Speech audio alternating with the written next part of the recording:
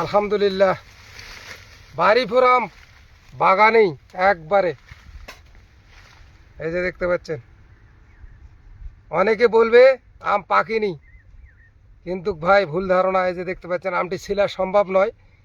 আমটি কেটে আগে আমি দেখাই, ভিডিওটি হয়তো বা লং হয়ে যেতে পারে, এই জন্য আমটি তাড়াতাড়ি কেটে দেখাবো।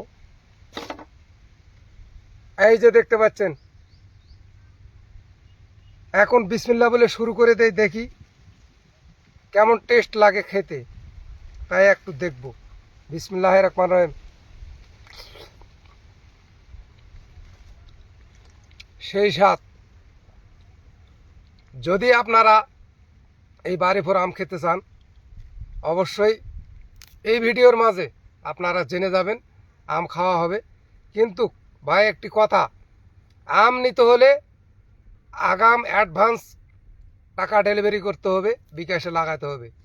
আমি যেই নম্বরে ফোন দিব, আমার নাম্বার দিয়ে দেবো, সেই নম্বরে টাকা লাগাতে হবে। অগ্রিম ছাড়া আম দেওয়া যাবে না ভাই। এই যে দেখতে পাচ্ছেন, বাড়িপুর আমটা পেকে গেছে, আমি খাইয়ে দেখাচ্ছি।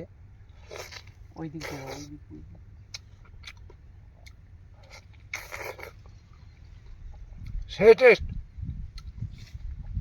আপনারা না খেলে বুঝতে পারবেন না আমটা খাইতে কত স্বাদ। তো অবশ্যই